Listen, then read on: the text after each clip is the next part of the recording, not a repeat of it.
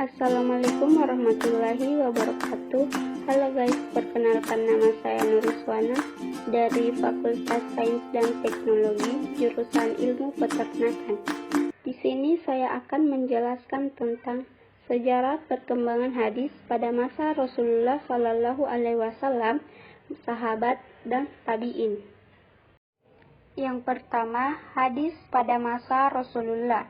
Hadis pada masa Nabi dikenal dengan Ashar al-Wahyi al-Takwi, yakni masa turun wahyu dan pembentukan masyarakat Islam.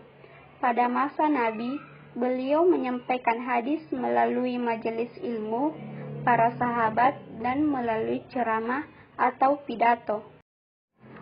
Pada masa Nabi, hadis tidak ditulis secara resmi sebagaimana Al-Quran. Hal ini dikarenakan adanya larangan dari Nabi apabila hadis yang dituliskan bercampur baur dengan catatan Al-Quran. Meskipun demikian, ada juga riwayat-riwayat yang menyatakan bahwa pada masa Nabi ada sebagian sahabat yang memiliki lembaran-lembaran yang berisi tentang catatan hadis. Yang kedua, hadis pada masa sahabat. Abu Bakar Al-Siddiq. Pada masa pemerintahan Abu Bakar, periwayatan hadis dilakukan dengan sangat hati-hati. Sikap ketat dan kehati-hatian Abu Bakar tersebut juga ditunjukkan dengan tindakan konkret beliau, yaitu dengan membakar catatan-catatan hadis yang dimilikinya. Pada masa Abu Bakar ini juga disebut sebagai masa pembatasan periwayatan hadis. Umar bin Khattab.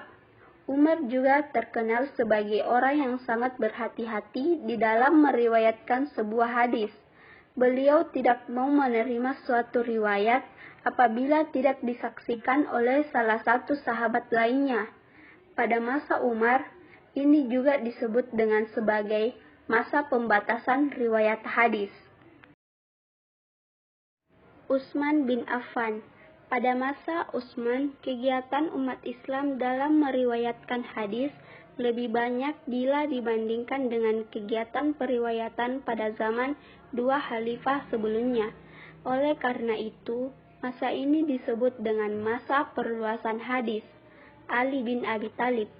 Pada masa Ali, situasi pemerintahan Islam telah berada dengan masa-masa sebelumnya.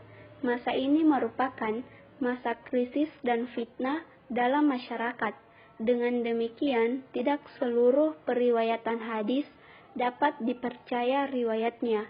Ali bin Abi Thalib hanya menerima sumber hadis tersebut dengan melakukan sumpah terlebih dahulu.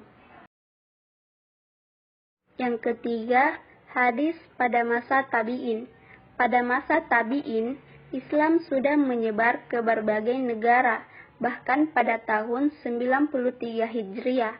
Hal ini karena sahabat berangkat untuk mengemban tugas pemerintah ataupun keagamaan ke negara-negara sekitar Jazirah Arab.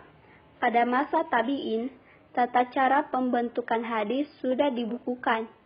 Pembukuan ini berkaitan erat dengan upaya ulama menyelamatkan hadis dari usaha-usaha pemalsuan hadis. Hadis yang diterima para tabi'in dari gurunya pada umumnya dalam bentuk catatan ataupun halaman, dan periwayatannya pun tidak berbeda jauh dengan yang dilakukan para sahabat. Itulah tadi penjelasan tentang perkembangan hadis pada masa Rasulullah, sahabat, dan tabi'in. Sekian dari saya. Wassalamualaikum warahmatullahi wabarakatuh.